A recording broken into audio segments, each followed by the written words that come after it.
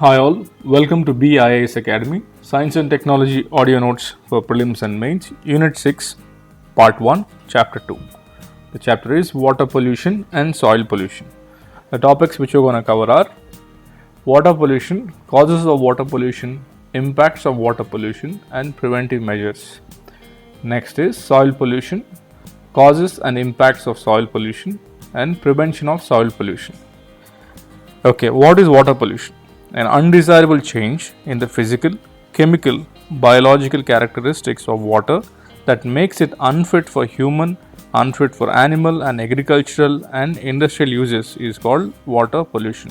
Water which is unfit for humans, animals, agriculture and industrial uses. The water pollution may also lead to soil pollution. The surface water pollution leads to groundwater pollution.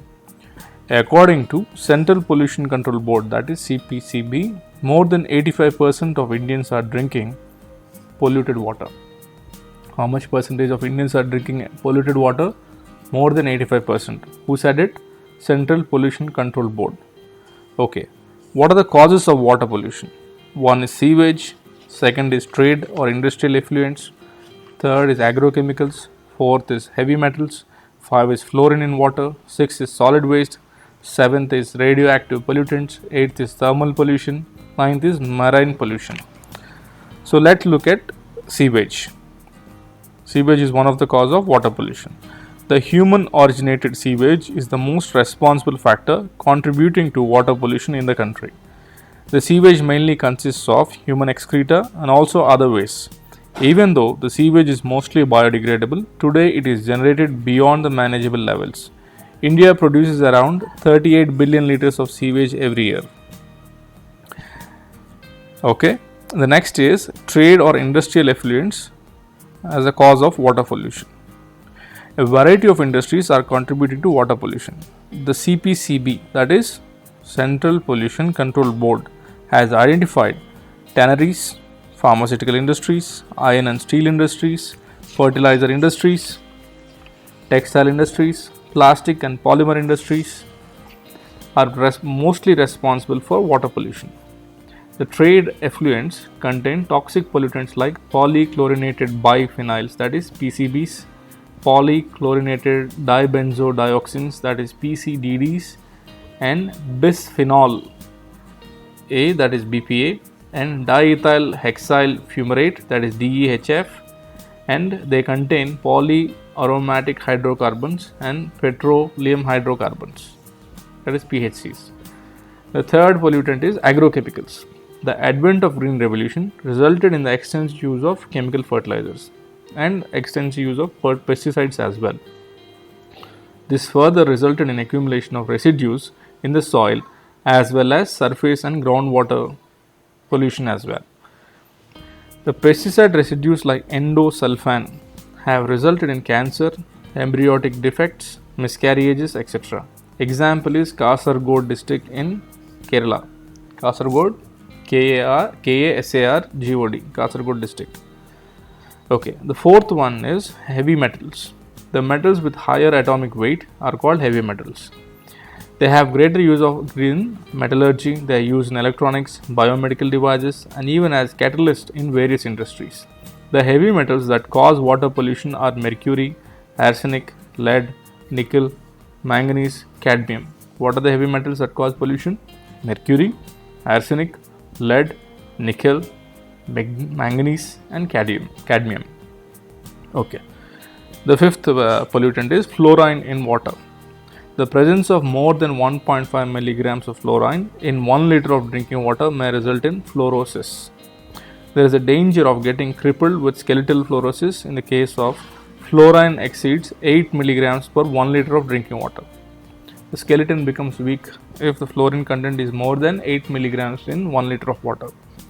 There are certain places in Telangana, Andhra as well. Nalgonda district in Telangana is subjected to fluorosis. Okay, sixth pollutant is solid waste. A variety of solid waste such as rubbish, e-waste, that is electronic waste, biomedical waste, plastic and polythene waste, construction debris are all responsible for water pollution. Seventh one, that is radioactive pollutants. A variety of radioactive pollutants are contaminating water and soil during the process of mining, nuclear hazards, and even during explosion of nuclear weapons. The 3 Mile Island incident, which occurred in 1979, the Chernobyl accident in 1986, and the Fukushima disaster in 2011, resulted in massive release of hazardous radiations. Eighth pollutant, that is thermal pollution. A sudden increase in the temperature of water bodies due to the release of hot water and hot fried effluents into the water without cooling is called thermal pollution. It is normally, the main culprits are industries. They release hot waters into the water bodies and it leads to thermal pollution. Ninth one is marine pollution. The process in which the seawater is contaminated by a variety of industrial and other pollutants is called marine pollution. The 2007 oil spill in Chennai, in Ennore port, the 2014 oil spill in Sundarbans of Bangladesh, 2010 oil spill in Gulf of Mexico, and 2020 oil spill in Russia. All these have caused massive marine pollution. So these are the causes for water pollution. One is sewage, industrial or trade effluents, third one is agrochemicals, fourth is heavy metals, fifth is fluorine, sixth is solid waste, seventh is radioactive pollutants, eighth is thermal pollution, nine is marine pollution. Okay, what are the impacts of the water pollution? Okay. There are around, let's look at the impacts. One is cultural eutrophication, second one is increase in biological oxygen demand and chemical oxygen demand, third is biomagnification, heavy metal pollution, nitrate contamination, red tide, thermal pollution, marine pollution.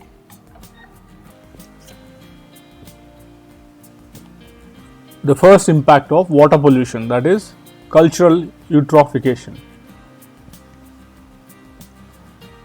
The undesirable increase in the productivity of water bodies due to human action of dumping huge amounts of organic and industrial waste, making the water unfit for human and animal use, is called cultural eutrophication. What is cultural eutrophication? The undesirable increase in the productivity of water bodies. Why? Due to human action of dumping huge amounts of organic and industrial waste. This makes the water unfit for animal and human use. This is called cultural eutrophication. Okay. The discharge of waste from industries, agriculture and urban communities into water bodies generally stretches the biological capacity of aquatic system. The chemical runoff from the fields also add residues of chemical fertilizers and pesticides to the water. This makes the water bodies to become choked with organic substances. When organic matter exceeds capacity of microorganisms to break down and recycle, there occur rapid blooms of algae. So there will be a rapid increase in the algal blooms. When such algae die, the remaining of the algae, the remains of such algae adds to organic waste. The dead material of the algae will become organic waste, which is already present in the water. Such water becomes deficient in oxygen, which further reduces the aquatic animal life like fish. Anaerobic organisms then attack the organic waste and release toxic, foul-smelling gases such as methane, hydrogen sulfide, which are harmful to the aerobic forms of life. This is a growing problem in many freshwater bodies all over India. Classic example is Hussain Sagar Lake in Hyderabad. Whenever you cross that lake, it stinks. The atmosphere around, the air around stinks due to the presence of smelling gases like methane and hydrogen sulfide, which are released by the organisms. Okay, the next one is the second impact of water pollution, that is increase in biological oxygen demand BOD and increase in chemical oxygen demand, that is COD. Okay, the dissolved oxygen level in the aquatic medium is generally 6 to 7 milligrams per liter of water. When the dissolved oxygen is depleted to around 4 to 4.5 milligrams per liter, most of the fish, the young fish, the juvenile fish die. when the oxygen content generally reduces from 6 to 7 milligrams per liter to 4.5 milligrams per liter, which with further depletion of oxygen, demand for both chemical oxygen and biological oxygen oxidation increases very rapidly. The COD and BOD are the values which are more useful for the estimation of the degree of pollution of water bodies. BOD, that is biological oxygen demand, is the increased consumption of oxygen by the aerobic microbes for decomposition of organic matter in a given sample of normal or polluted water. BOD is a measure of amount of oxygen that is required by bacteria and other decomposers to degrade the organic waste dumped into the water.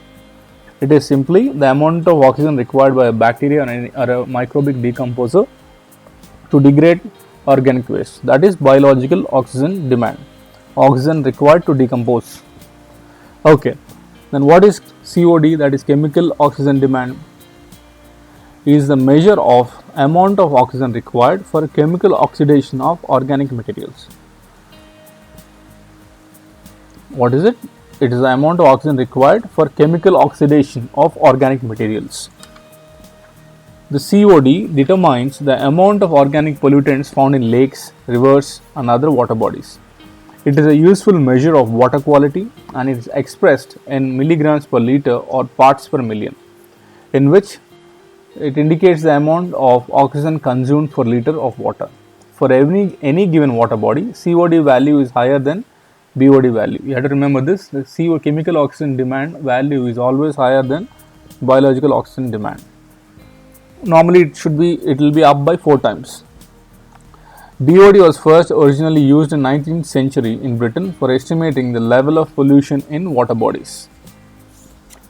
Okay, the third impact of water pollution, that is biomagnification. Biomagnification is continuously observed all around the world from the era of industrialization. The human bodies are contaminated with pesticide residues that enter body through plants, through animals, both in aquatic and terrestrial habitats. A very good example of biomagnification is the Mini-Matter disease in the man. The Mini-Matter disease occurs due to the consumption of fish contaminated with methyl mercury. This is a paralytic disease that can completely cripple the person. The disease is named after the coastal town in Japan where methyl mercury contamination of fish was first observed. Okay, the water contaminated with industrial effluents endangers humans and aquatic life. Many industrial chemical effluents are used finding their way into the human route of aquatic food chain. Example, polychlorinated biphenyls, PCBs, which are not only being accumulated in human body but also passing through placenta to enter the baby from mother during pregnancy. That is another impact. Okay. Fifth one, that is heavy metal pollution. The heavy metals are extensively studied and their effects on human health are regularly reviewed by World Health Organization. Heavy metal pollution continues to be a problem, particularly in the developing and less developed countries. Example, CFL lamps are causing mercury contamination of water and soil. Another example is cadmium contamination caused by ITA disease, that is Ouch disease. Next example is manganese causes lung and liver diseases. Lead it hampers the hemoglobin formulation and causes cardiovascular problems. Arsenic causes cancer. These are all heavy metals which lead to pollution. Okay, the nitrate contamination of drinking water. This is the fifth impact of water pollution. The agricultural surface runoff results in nitrate contamination of surface and the contamination of groundwater as well because of the agricultural surface runoff. The nitrates in the drinking water are converted into nitrites in the intestine. Such nitrites react with hemoglobin to form methanohemoglobin. Such a modified hemoglobin has very low oxygen carrying capacity and body suffers from anemic condition called methanohemoglobinemia. I'll spell it methano, METHANO, hemo, HAEMO, globini, GLOBINIMEA, methanohemoglobinemia. The blood turns slightly bluish, and the condition is also called cyanosis, Cyanosis. Okay, the sixth impact of water pollution, that is, you might have seen red tides, red color tides. It is a common name to the event in which algal blooms, especially that one is dinoflagellates, accumulate in high concentration due to the availability of human dumped waste materials. These microbes release many toxic metabolites into the water, resulting in discoloration of water to red color. The water turns to red color because of the algae. The effects of the red tide include oxygen depletion, high mortality of marine life, depletion of fish density. The fish will be dead, the number of fish will be reduced, most of the marine life will be killed, and oxygen will be depleted due to the algal blooms. And how do they appear? They appear as red tides over the sea. The seventh impact is thermal pollution. The sudden increase in temperature of water bodies due to the sudden release of hot water and other industrial effluents is called thermal pollution. This alters the spawning behavior. Spawning is reproduction. Spawning behavior of the fish and kills the young fish. Next one, that is marine pollution. This marine pollution affects coral reefs, disturbs the food chain, and ultimately destroys the ecological balance of marine ecosystems. The oil spills block the oxidation process, leading to rapid decline in the marine biodiversity. So the oil spills normally block the oxygenation process. Further, thermal pollution, ocean acidification also destroy marine biodiversity. This in turn leads to loss of livelihood for more than 1 billion fishing population across the world. Okay, these are the problems of the pollution, impacts of the pollution. Then how do we prevent this? What are the preventive measures for water pollution? So there are around 6 areas which we'll discuss. One is sewage treatment, second one is wastewater treatment, and then trickling filters. Next one is sustainable agriculture, bioremediation. Okay, how do you treat the sewage or sewage treatment? Sewage is a waterborne waste derived from domestic water and animals, as well as food processing plants or food processing industries. The sewage includes human excreta, paper, cloth, soap, detergents, etc. Almost about 2/3 of the total solids in the sewage are organic in origin. Okay. Next is wastewater treatment. The treatment of municipal sewage includes 3 steps. How do you treat this sewage? One is primary treatment, second one is secondary treatment, third one is tertiary. Okay. In primary treatment, this involves removal of floating and suspended solids, sedimentation of organic materials, and digestion of sludge. What are the steps? This includes screening, sludge digester, and then the primary treatment removes about 60% of the settled solids and reduces the biological oxygen demand by 35%. Next is secondary treatment. This is biological in nature, and the suspended organic materials in the effluents after primary treatment is subjected to a metabolic action of microbes. And then in the secondary treatment, they are subjected to aeration and activated sludge treatment as well. After the secondary treatment, the next step is tertiary. This is carried out to further reduce the suspended matter in the effluent still present in sewage fluid. The techniques which are used here are filtration, nitrogen stripping, that is removal of ammonia gas. Next is chemical oxidation. They use hydrogen peroxide and chlorine in this chemical oxidation. So this results, the suspended materials are reduced to 10 mg per liter. This reduces the biological oxygen demand as well. The next one is trickling filters. This is a relatively older type of treatment in which the sewage, especially coming from primary treatment, is sprayed by sprinklers into a filter bed of stones. The stones are coated with slight film containing bacteria, fungi, protozoa that are accumulated during the period of operation.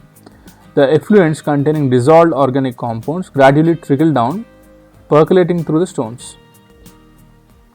Some of the bacteria from the film enters the trickling water and decomposes organic matter. This is one method. Next is sustainable agriculture. That is one preventive measure for water pollution. The use of biofertilizers in the place of chemical fertilizers and increased use of locally available organic manure and traditional form of practice like Jivamrut, this reduces the excessive use of chemical fertilizers. And then the mud ball technique of International Rice Research Institute reduces the overall use of chemical fertilizers and increases the farm level income. And then the use of biopesticides in place of chemical pesticides must be encouraged. And the next one, that is fifth preventive measure for water pollution is bioremediation. Bioremediation is the most highly effective method that uses microbes and plants in cleaning pollutants from soil and water. The use of bacterium Pseudomonas putida in the cleaning up of oil contamination is a worldwide success. Pseudomonas putida, I'll spell it Pseudomonas and putida, Putida. Pseudomonas putida, it's a bacteria. It is used in cleaning up of oil contamination and it is a success worldwide.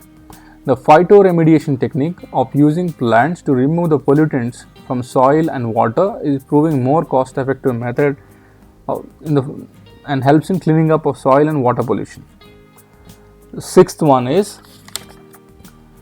measure of prevention of pollution, that is water pollution, is the provisions of the Water Prevention and Control of Pollution Act 1974.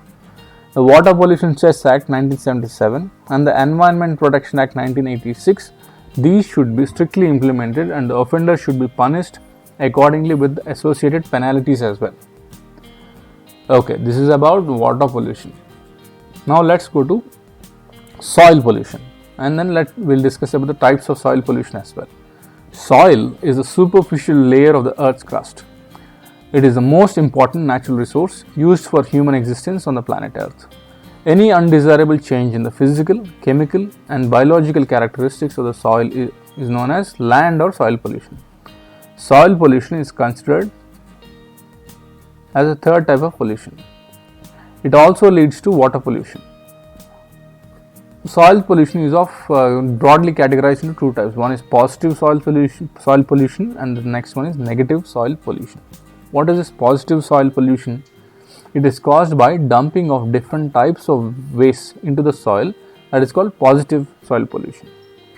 And negative soil pollution that results in the loss of structure of soil mainly due to erosion of wind, erosion by water and due to excessive deforestation and mining is also known as negative soil pollution. Okay, what are the major causes and impacts of soil pollution? Soil pollution is mainly caused due to the effluents from the industries such as paper, pulp, sugar mills, oil refineries, power, heating, chemicals and fertilizer manufacturing units, and iron and steel industries, plastic and polymer industries, rubber producing industries as well. Huge amounts of solid waste generated is also contributing to soil pollution. Households too contribute to soil pollution in the form of variety of rubbish generated like packaging materials like paper, worn out furniture, debris, metals, plastic, polythene bags, ceramics, rubber, construction debris, rubbish, broken gadgets, all these things. Even though some of the above waste can be reused, majority go to and they constitute a heaps of municipal waste. If not properly disposed, this rubbish can become filthy and unhygienic. Such places often become breeding grounds for rats, mosquitoes, flies, bacteria and many other vectors which may spread numerous human diseases. Agricultural waste consisting of fertilizers and pesticide residues too contribute to soil pollution. The fertilizer residues turn soil either alkaline or acidic, whereas pesticide residues destroy the soil microlife and interfere with the natural rejuvenation of the soil. The agricultural residues even contribute to the groundwater and surface water contamination. Both the groundwater and the surface water are contaminated because of the agricultural residues or the fertilizers which are used. Okay. High rate of deforestation, overgrazing by cattle, shifting cultivation, canal irrigation also contribute to soil pollution, eroding and make it unsuitable for agriculture. Soil erosion may lead to excessive siltation of water bodies like rivers, streams which also simply overflow during rains causing floods. So these are the reasons for soil pollution. What are the reasons? Industries like paper, pulp, sugar mills, oil refineries, power, chemicals, fertilizers, all these industries, plastics, and then solid wastes, they also contribute for soil pollution. And then households contribute for soil pollution like rubber, broken gadgets, polythene packing materials, paper, worn out furniture. And then municipal waste cause soil pollution. And after that, agriculture waste like fertilizers, pesticide residues contribute to soil pollution. Then high rates of deforestation, erosion, shifting cultivation, all these contribute to soil pollution. Okay. Then how do we prevent, or the preventive measures and methods of soil pollution? The similar measures like what we have discussed of water pollution, they can be written here or applied here. Okay, the important methods of soil waste disposal like landfilling, composting, recycling, and reuse of materials should be carried out in a planned strategies with greater community participation. Soil erosion can be prevented by controlling shifting cultivation in hilly areas and by promoting massive tree plantation like plantation of biofuel crops in deforested areas.